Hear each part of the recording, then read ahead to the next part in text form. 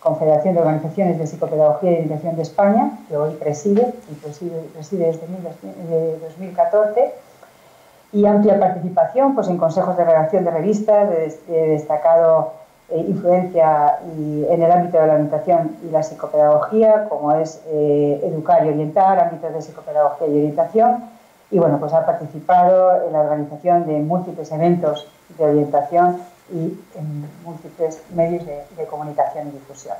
Bueno, lo primero es agradecerte, Ana, tu presencia hoy aquí, que nos acompañes en esta Open Class.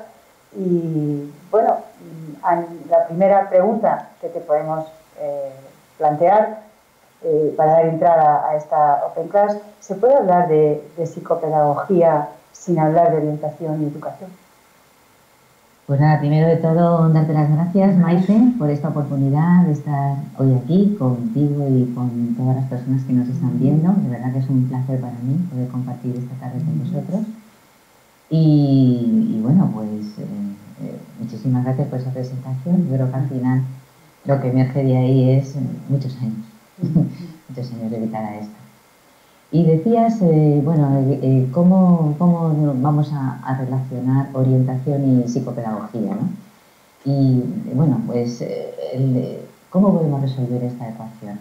La psicopedagogía es una ciencia, una base que se fundamenta en el campo de acción que luego es la orientación en la práctica. Por eso, cuando vamos a ver el impacto que tiene un psicopedagogo en la realidad educativa, tenemos necesariamente que partir de cuáles han sido los orígenes de cuáles han sido los orígenes de la orientación, para comprender el sentido que tiene la orientación. La orientación nace a principios del siglo XX. ¿Por qué a principios del siglo XX? Porque a principios del siglo XX la sociedad se hace mucho más compleja, aparece la industrialización y eso significa que hay nuevas tareas, las tareas se diversifican con la producción industrial, y hay nuevas tareas, nuevas cualificaciones, y hay que orientar a las personas a desempeñar nuevos puestos de trabajo y trabajos más concretos. Entonces, a partir de ahí, tenemos esa respuesta. A la vez surge la psicometría, y es un momento en donde surge justamente la orientación ahí. La orientación nace unida a la orientación vocacional.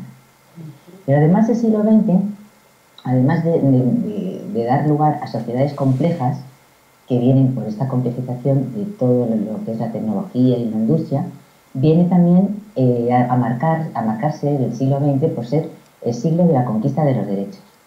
Es el momento donde se conquistan los derechos de las mujeres, los derechos de los trabajadores y trabajadoras, los derechos de la infancia, los derechos de las personas con discapacidad, con diversidad funcional, y esta conquista de derechos hace que sea necesario que, si a una persona se le reconocen los derechos, se reconoce que tiene necesidades y alguien tiene que responder a esas necesidades. Y el sistema educativo responde a las necesidades a través de la orientación. Y la orientación, ya digo, se fundamenta en la psicopedagogía. Dicho de otro modo, ¿cómo se producen estas aportaciones? Si reconocemos que existen derechos de las personas, reconocemos que existen también diversidades. Y a esas diversidades hay que responder no a todo el mundo por igual, con la misma respuesta, sino con la respuesta que cada persona necesita. Es decir, haciendo posible la equidad. Y un proceso, un sistema donde hay una equidad, es un sistema que es más justo. Del mismo modo, una sociedad compleja exige al sistema educativo que imparta más contenidos que los propios del currículum de toda la vida, del siglo XIX y antes, ¿no? O sea, mucho más allá de las asignaturas instrumentales, al sistema educativo llaman a la puerta del sistema educativo entidades que quieren introducir pues, nuevos contenidos de educación para la salud, contenidos de prevención de tecnoadicciones, por ejemplo, contenidos de convivencia, de gestión emocional. Todo eso son asignaturas, materias, contenidos complementarios a lo académico que proporcionan una mayor calidad del sistema educativo, puesto que puede proporcionar las respuestas que se necesitan. Al final todo esto redunda en un sistema más justo, porque atiende más a las personas, sus necesidades y el mundo para el mundo en el que viven. Teniendo ya unas repercusiones ya más concretas, siempre la orientación tiene tres pilares fundamentales: la acción tutorial, la orientación vocacional y profesional y la atención a la diversidad. Dentro de la acción tutorial podemos tener 3 áreas. La orientación personal, como vemos ahí en la presentación. La orientación personal sería todo aquello que lleva al desarrollo de las personas, a proporcionar un mayor bienestar. Por ejemplo, en una sociedad como la nuestra, evidentemente compleja, donde cada día vemos más que existen dificultades de origen de cuestión emocional, de salud mental, si esto no es bien tratado, justamente trabajar la inteligencia emocional, la gestión de las emociones, control de ira, habilidades sociales, es un tema prioritario. Contenidos transversales, como dice ahí, es también prioritario en la acción tutorial, porque esos contenidos, como decíamos antes, la prevención de adicciones, prevención de dar adicciones a sustancias, puede ser educación para la salud, prevención de embarazo adolescente, educación afectivo-sexual, educación para la convivencia, para la gestión de conflictos y resolución pacífica. Todo esto son contenidos que se están pidiendo al sistema educativo y que tienen su soporte epistemológico en la psicopedagogía. Y también el proceso, la ayuda y el apoyo al proceso de enseñanza-aprendizaje. Niños que son más lentos en los ritmos, niños que presentan algún tipo de dificultad, pues ahí estamos también los orientadores y la psicopedagogía para intervenir y para prevenir y detectar pues, dificultades de tipo, pues todas las que se pueden producir y que se necesitan. Que incluso pues, podemos hablar ahí también de las técnicas de estudio y todo lo que son los programas de desarrollo intelectual, ¿no? Que potencian, que se optimice el sistema educativo y los aprendizajes. Perdona, Ana, sí. Una pregunta, digo, porque como estamos en la acción tutorial, sí. Y bueno, pues tenemos una pregunta de Manuel Alberto Pérez, que nos sí. dice, en un triángulo alumno, profesorado, familias, que entendemos que puede estar en este contexto de la tutoría, ¿dónde se ubica la persona encargada de la orientación? ¿Y es deseable la equidistancia? Pues es una pregunta muy interesante, Manuel Alberto, porque es una pregunta que muchas veces nos planteamos. El sistema educativo es una comunidad. La comunidad educativa tiene estamentos. El estamento es familias, el estamento es el profesorado y docentes y personal de administración y servicios, de todos los profesionales que trabajan allí, y el otro estamento importante es el alumnado. Bueno, la equidistancia no es posible porque todo funciona, todo se inventa para atender al alumnado. El alumnado es el centro de todas nuestras actuaciones. Es el sentido de que exista la comunidad en sí. Es el objetivo común que tenemos familias y profesionales para trabajar. Cuando nos sentamos los padres y un orientador o los padres con la tutora, ¿qué es lo que hacemos? Trabajar en pro de que el niño o la niña avance. Por eso no existe una equidistancia, porque de lo que se trata es de mejorar en cada caso el bienestar del alumno en el sistema educativo y hacerle que progrese.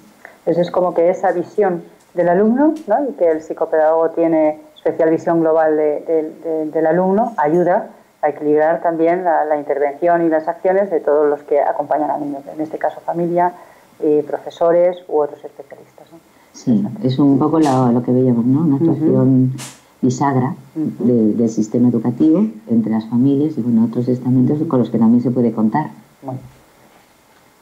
Pues decíamos también, sí, otro de los ámbitos importantes de la orientación es la atención a la diversidad. Y esta es una de las funciones más importantes y más técnicas que tenemos los orientadores y los psicopedagogos en el sistema educativo. Hay que evaluar la evaluación psicopedagógica. Es muy importante destacar aquí que no se trata de hacer un diagnóstico clínico, porque el diagnóstico clínico queda para el ámbito de la clínica. Nosotros hacemos evaluación psicopedagógica porque nos movemos en el ámbito educativo y nos interesa saber cuáles son las repercusiones para el aprendizaje o la situación en que se encuentra un niño o una niña en el sistema educativo para que pueda progresar. Valoramos cuáles son necesidades educativas, no hacemos diagnóstico clínico. La evaluación es lo que nos va a dar el punto de partida para organizar y gestionar una respuesta educativa, según lo que nos oferta la normativa, nos oferta toda la investigación de cuáles son las respuestas que funcionan para atender a una niña o a un alumno o a un adulto que presenta esas necesidades que nos ha dado la evaluación psicopedagógica. Y a partir de ahí hacer una intervención psicopedagógica adecuada con su correspondiente seguimiento. Otro de los pilares es la orientación vocacional. La orientación vocacional, decíamos, es el origen por el que nació la orientación, y la orientación vocacional tiene siempre 3 fundamentos. Autoconocimiento, tenemos que propiciar que el alumno se autoconozca, que sepa no solamente cuáles son sus intereses profesionales, sino cuáles son sus cualidades, cuáles son sus intereses en la vida, su proyecto de vida, cuáles son las condiciones de partida que tiene, en qué es que se le da bien, qué se le da mal, cuáles son sus talentos. Todos tenemos talentos. Necesitamos que las personas se autoconozcan para poder elegir itinerarios dentro del sistema educativo.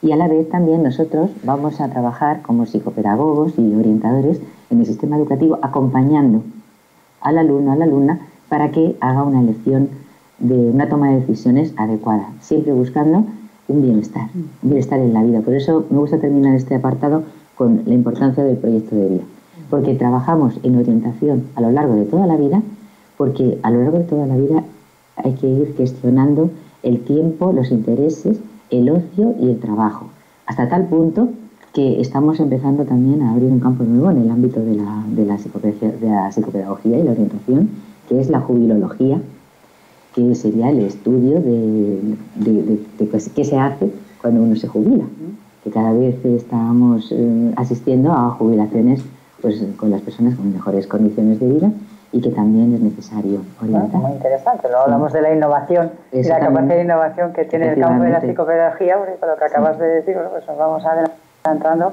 a lo que viene. Aprovechando un poco el hilo de toda esta repercusión en cuanto a las vías de intervención, hay otra pregunta muy interesante de Francisco Martínez. ¿Y hasta qué punto cree usted que es importante la disposición afectiva del alumno para progresar en el aprendizaje? Es decir, ¿qué valor de verdad atribuye a la sentencia según la cual solo se puede conocer aquello que se ama? Pues efectivamente esta pregunta de Francisco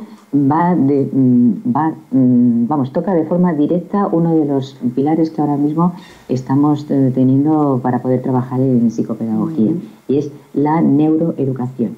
Y hay un profesor que trabaja mucho en este tema, que es pionero aquí en España, de catedrático de Granada, es Francisco Mora, que recomiendo sus conferencias, y que trabaja en esta línea. Y es que efectivamente cuando se conoce lo que se ama, porque lo que se ama te suscita un interés por el que tú quieres seguir aprendiendo. Por eso es tan importante que para enseñar a Juan, conocer a Juan, querer a Juan, que te importe, ¿no?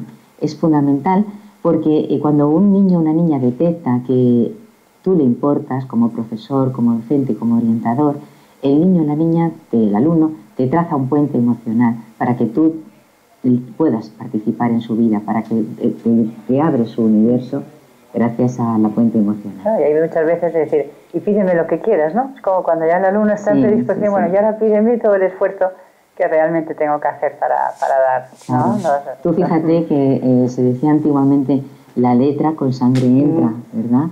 Pues ahora hablamos de todo lo contrario. Ahora hablamos que precisamente los aprendizajes se adquieren cuando existe un interés intrínseco por aprender y un amor, un puente emocional por el que quiero aprender porque eso me gusta. Y dice, como antes has citado, Miguel Ángel Santos Guerra, mi querido y admirado director de tesis doctoral, que la letra con sangre entra, sí, pero con la sangre del profesor. Muy bien, está muy bien, eso lo voy a apuntar. Muy bien, está muy bien. Pues decíamos, ¿no? Continuando ya por otra de las preguntas, ¿no?, que tú planteabas, el rol del profesional de la psicopedagogía, ¿no? El psicopedagogo en un centro es un especialista que sabe de estas cuestiones técnicas de la psicopedagogía. Entonces, va a desempeñar fundamentalmente 3 roles. El rol de la función asesora. Como es un técnico que sabe de esas cuestiones, asesora. ¿A quién? Decíamos antes, a toda la comunidad educativa. Asesora a las familias. Hay momentos clave, por ejemplo, como es la adolescencia, donde las familias piden asesoramiento, en el inicio de la etapa escolar, en la atención temprana, cuando niños y niñas presentan dificultades antes de acudir a la primera escolarización. En esos momentos hacemos una función asesora, pero también asesoramos al profesorado, a los equipos directivos, que pueden organizar el centro en función también de estas pautas técnicas, lo cual puede ser determinante. Porque si un centro está organizado de un modo u otro, puede variar mucho luego todos los resultados y la calidad. En eso también es imprescindible el liderazgo pedagógico que ejerzan los equipos directivos. Y otro rol que desempeñamos es el de dinamizadores. Dinamizamos en el momento en que hacemos gestión y ponemos en marcha innovaciones y cosas nuevas. Ahí decía antes, la bisagra. Dinamizamos cuando, por ejemplo, que nos ponemos en contacto con el centro de salud de la zona y hacemos un programa de prevención, por ejemplo, de dificultades visuales o diagnóstico precoz. Ayudamos, pues, por ejemplo, para las caries o en cuestiones de salud. Hacemos también gestión cuando dinamizamos orientación vocacional y llevamos al alumnado a conocer la oferta de la universidad y hacemos esa dinamización y hacemos que la orientación vocacional entre al sistema, a nuestros centros educativos. Y colaboramos. Y esto es importantísimo porque colaborar significa no es decirle a nadie lo que tiene que hacer, es ponerte al lado del tutor. Vamos a poner en marcha programas de acción tutorial, como decíamos antes, por ejemplo, de gestión emocional. Pero yo no te digo qué es lo que tienes que hacer. Como orientador, yo estoy a tu lado, te doy materiales, te apoyo y voy al aula si es necesario para que entre los dos, trabajando en equipo, puedan salir adelante los programas. Es importante porque este rol de técnico del que no se implica no vale. Nosotros somos, los orientadores, somos profesionales que estamos en los centros y que estamos implicados, trabajando día a día, como dice una amiga mía, en las trincheras. En las trincheras. Eso, bueno, hay un dicho que se dice, bueno, parece que cuando un psicopedagogo tiene tantas tareas y parece que está en todo, dice, bueno, sabe de todo y no sabe de nada. Pero bueno, aquí parece interesante que se sabe lo suficiente como para poder coordinar y al final en una coordinación puede estar el éxito o no de la tarea de muchos, sí. o al revés, quedarse diluido la tarea de muchos porque no estén bien coordinadas y la de acompañar, porque también tienes que al menos saber un poquito para poder acompañar, ¿no? Entonces, bueno, probablemente eso, bueno, es muy interesante esa función, pero bueno, sí sabes saber un poquito de cada cosa para realmente poder hacer ese papel determinante en la coordinación, ¿verdad? Y en el acompañamiento. Me parece muy, muy interesante. Que el profesor muchas veces no está solo en el aula, no sé, bueno, pues necesita de esa compañía y esa luz, ¿no? Hombre, el profesor, el docente siempre tiene una prioridad en lo académico. Entonces, tiene que impartir un currículum, tiene una prioridad ahí. Y nosotros hacemos esa función complementaria a lo académico. Y claro, dice, ¿de qué sabe exactamente un orientador? Pues a lo mejor sabe cómo gestionar que haya un menor en riesgo social y poder gestionar una escuela hogar para un menor o hacer un informe para poder que te pide un juez en un caso donde está estudiando si existe un desamparo, si debe existir un desamparo, que a lo mejor porque hay un posible maltrato infantil. En cierto modo también es una profesión de riesgo porque hay que, la nuestra, porque hay que firmar documentos donde tú te comprometes pues, a decir de determinadas situaciones de un menor que cada vez se nos requieren más, ¿sabes? Porque, bueno, pues hay cada día pues problemas más complejos en nuestra sociedad. Bueno, alguien también nos plantea en una pregunta, bueno, es que a veces tan malo es no acompañar como también sustituir, ¿no? Es decir, bueno, que yo creo que lo importante es marcar esa compañía y esa dinamizador como elemento dinamizador, sí. Pero sin quitarle la potestad de lo que un profesor tiene que asumir en su aula, ¿verdad? Claro, es que somos complementarios y somos equipo. Y somos equipo y cuanto el equipo sea más amplio y más implicado, sobre todo implicado, mejor. Si en un equipo está la madre implicada, está implicado el padre, están implicados hermanos, el tutor, la tutora, el profesorado, el orientador, el equipo directivo. Miguel Ángel Santos también dice otra frase que dice: no hay niño que se resista a 10 profesores que se pongan de acuerdo. Muy bien. Decíamos, otra de las preguntas iniciales era cómo enriquece la psicopedagogía a la orientación y a la educación, ¿no? Y bueno, ahí hemos puesto en esta rueda pues la mayoría de las funciones, ¿no? ¿Enriquece la psicopedagogía a la didáctica? Sí, porque la didáctica es la ciencia de cómo se enseña y la psicopedagogía nos va a explicar muy bien cómo hay que hacer para vehiculizar el conocimiento para que llegue mejor al alumnado. Enriquece también a los procesos de aprendizaje, puesto que la psicopedagogía nos explica cómo se aprende. La intervención educativa nos ayuda a organizar programas, intervenciones, a ver cómo se puede hacer para que todo esto, todas las intervenciones, pues tengan un adecuado seguimiento, una intervención sea siempre eficaz para proporcionar cambios, proporcionar mejoras en el alumnado. Para atender a la diversidad, son necesidades diferentes, respuestas diferentes. Y ahí también la psicopedagogía es el fundamento para poder trabajar.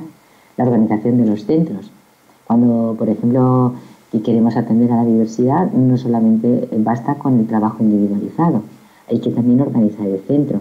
No es lo mismo organizar desdobles que grupos flexibles, que un segundo profesor en el aula, que un modelo inclusivo con un profesor de pedagogía terapéutica en el aula que en un aula aparte, en un aula ordinaria que en el aula aparte. La organización del centro es importante que tenga un apoyo técnico en la psicopedagogía, porque sobre todo esto lo que hace es construir cimientos para la prevención de dificultades mayores. En la orientación vocacional también es ahí la psicopedagogía importante, porque ayudando a las personas en sus decisiones vocacionales, en su toma de decisiones, acompañando ahí, podemos evitar muchos problemas en el futuro. Comentábamos antes tú y yo, cuando un alumno o una alumna, por ejemplo en la etapa que acaba bachillerato, no está bien orientado, empieza unos estudios universitarios, al año siguiente no le gusta y al año siguiente empieza otro. A veces encontramos nómadas que están en la universidad, nómadas de primero de carrera, y van pasando. Muchas veces estos nómadas no terminan por no acabar ninguna carrera. Y eso es un desgaste enorme y es un fracaso grande. Y es un fracaso económico para todos, para las familias y para todos, porque una plaza universitaria cuesta mucho dinero y lo pagamos también entre todos, pero es sobre todo una frustración grande, emocional, para las personas que tienen que pasar una y otra vez por ese fracaso.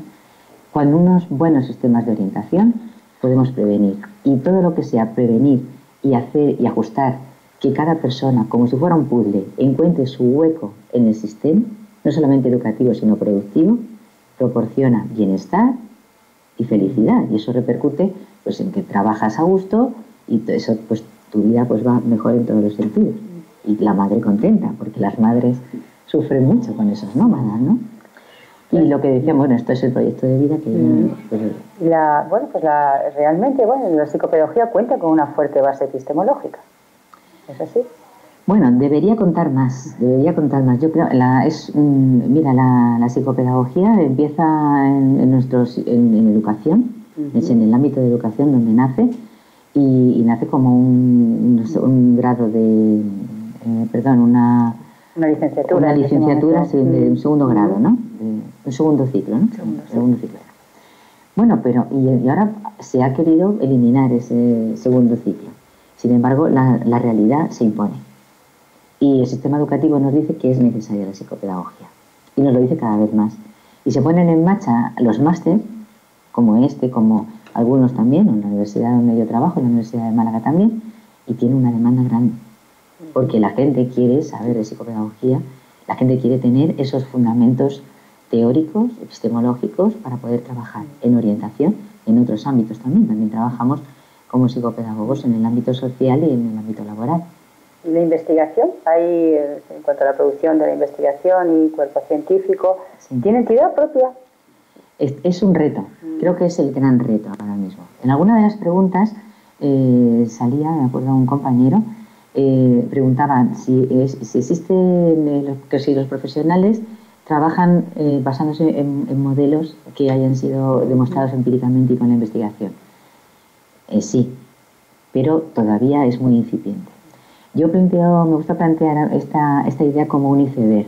Yo creo que, respondiendo, ¿no?, también a otra compañera que hablaba cómo se hacen hueco los orientadores en el sistema educativo. Pues si nos ponemos delante de un iceberg, vemos que asoma solamente la parte de arriba. En esa parte de arriba, ¿qué es lo que demostramos? Eficacia. Si somos eficaces, tendremos un hueco, porque en la comunidad educativa reconoce que tú solucionas problemas y que previenes problemas, cosas que pueden luego volverse muy negativas. Pero debajo de ese iceberg, lo que no se ve, para tú ser eficaz, es la investigación, los datos basados en evidencias empíricas y todo lo que todavía, la verdad, es un reto que tenemos pendiente. En la medida que tenemos una realidad educativa que necesita que se le responda y además por demanda social, por demanda de los colegios, podemos hablar, por tanto, de llegar a tener ir construyendo, haciendo constructos psicopedagógicos, ¿no? Sí. Al final los constructos son los que dan entrada. Es decir, que hay realidad suficiente como para dedicarnos a estudiarla, ¿no? Y a profundizar en ella y, bueno, claro. Y avanzar. De hecho, sabemos que hay formas de intervenir que funcionan y otras que no funcionan. Lo que pasa es que nosotros no tenemos una ciencia exacta y es muy difícil. Como pasa en el campo educativo, en las ciencias sociales. Lo que funciona, una intervención que funciona con un alumno, no funciona con una alumna. Pero tenemos que buscar, porque tiene que haber otra que sí funcione. Ahí es donde está el reto. Y Ana, el campo donde está la administración pública, el papel que desempeña, la normativa, ¿verdad? Donde todo está regulado por una normativa. ¿Qué te parece la regulación que ahora mismo hay en cuanto a la psicopedagogía y la implicación que la administración tiene a la hora de dar las directrices de lo que hay que hacer en orientación? Bueno, creo que todavía también está por hacerse un buen desarrollo de esta cuestión. En principio tenemos que poner sobre la mesa algo tan sencillo como la ratio. La UNESCO recomienda que haya un orientador por cada 250 alumnos. Es la ratio, no será casual, cuando es la ratio de Finlandia, que siempre se habla de Finlandia como ejemplo, ¿no?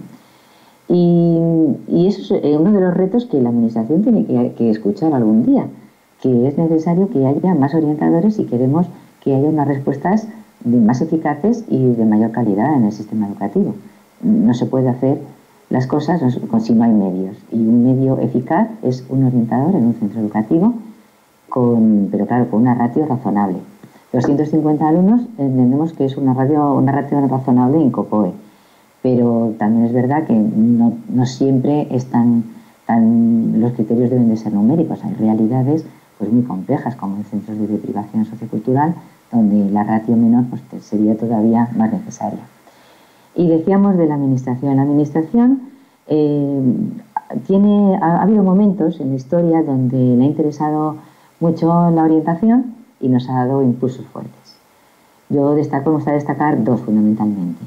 En los años finales de los 70, en España acaba la dictadura, estamos en pleno proceso de transición, España se quiere modernizar, se reconocen que hay derechos de las personas, especialmente con diversidad funcional, y llega la integración a los centros.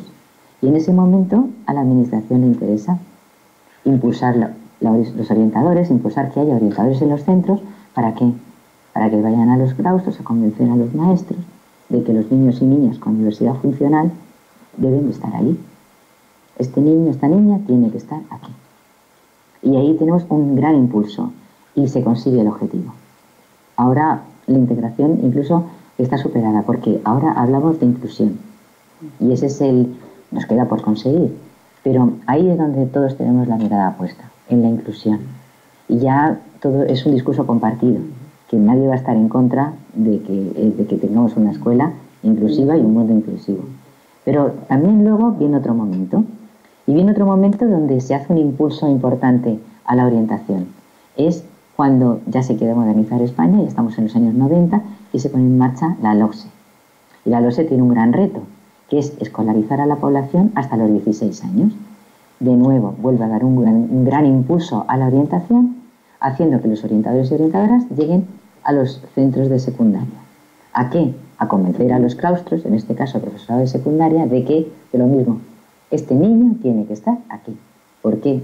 Porque tiene 14, 15 y tiene que estar aquí hasta que tenga 16 años. Ese reto también está conseguido. Ahora queda otro reto importante. Y creo yo que es el reto de la calidad. Y creo que ahí necesitamos el impulso de la administración.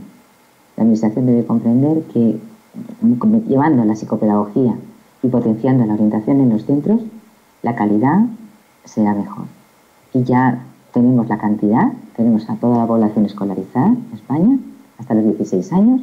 Ahora nos queda el reto de la calidad. La calidad puede ir añadido la innovación, la generación de cambios, por aquello de que bueno, está muy de moda y hablamos muchísimo del cambio que necesita educación, sí. El sistema. ¿Qué papel puede jugar, hablando de calidad, ¿no? Abre una vía el psicopedagogo aquí, en un centro escolar? Claro, pues la calidad, pues muchísimo, muchísimo, porque en la calidad es donde vamos a hacer la prevención, vamos a trabajar por la prevención, que esta sería también la última diapositiva. Vamos a trabajar por la prevención. La prevención, antes hablábamos tú y yo, Maite, la prevención es muy difícil de medir. Porque claro, ese alumno nómada de primero de carrera, si tiene buena orientación, si se previene esa vida errante en los primeros, pues no lo sabe. Si llega a su primero, es la carrera que le gusta y es feliz, pues no sabe que hubiera pasado así, ¿no? O cuando trabajamos tanto en la prevención del embarazo adolescente, pues llega el momento, el niño o la niña se acuerda de tantas veces que se le ha dicho en clase de la importancia del preservativo, se previene un embarazo adolescente, pues en la prevención no se puede medir. Pero sabemos, o ese primer porro, que uno dice, pues no lo quiero, ¿no? Paso del porro. No se puede medir, pero hay que hacer ese trabajo de prevención. Y eso es calidad. Y por otro lado, la respuesta. Cuando ya ocurren dificultades, cuando tenemos cosas que resolver, ahí está la respuesta. Y la respuesta de calidad significa una respuesta que es una intervención acertada y justa. Algo que ocurre de forma inmediata para atajar un problema, para que no se haga mayor, para resolverlo. Todo esto redunda en la calidad. La prevención podría ser una inversión, que muchas veces decimos en educación invertimos en orientación, a través de la prevención es una inversión. Claro que sí, sin duda. Bueno, yo he estado intentando, preguntas, hay algunas más que preguntas, veo que la gente, la participación que hay a través del chat es un poco confirmar, ¿no? Sí, la mayoría de cosas. Muchas gracias a todos. Bueno, y hay muchas, y que es verdad que ya sabéis que muchas de ellas, luego las que no podamos contestar ahora, se os podrán contestar. Hay una que a lo mejor podría sintetizar algunas, por ejemplo, hay una que dice, como docente, ¿cómo puedo utilizar la psicopedagogía en mi rol? Como docente, mi trabajo está dirigido a la atención de la primera infancia. Es decir, un docente al estudiar psicopedagogía le puede aportar sin dejar de ser docente, ¿no? Sí, muchísimo, por todo esto que veíamos, ¿no? Va a mejorar su intervención educativa, porque va a saber mejor, por ejemplo, en el ámbito de la didáctica, cómo se aprende y cómo se enseña. Y vamos a superar, actuar por ensayo-error, y vamos a poder poner en marcha estrategias que a otros han funcionado y que están validadas por la práctica y por la investigación. Ganar en profesionalidad. Ganamos, por supuesto. Esa es una palabra clave, Maite, muy importante, la profesionalidad en el sistema educativo, desde luego. Bueno, y hay varias preguntas, yo creo que esta y con esta podemos ir, nos queda poquito para finalizar. Hay una que es yo creo que esta es la típica desde el origen de la psicopedagogía, cuando nace como estudios, ¿no? Las diferencias psicólogo, psicopedagogo, pedagogo. Sí. Bueno, aquí hay varias preguntas que hacen referencia a esto y yo creo que con esto vamos a contestar a muchas. Bueno, no vamos a resolverlo, no vamos a poder. No vamos a resolver, pero sí podemos siempre quedar como amigos. Porque somos complementarios. Mira, yo, desde mi punto de vista, a mí me parece siempre que los psicólogos ven árboles, ven sujetos, los pedagogos ven bosques, ven sociedades.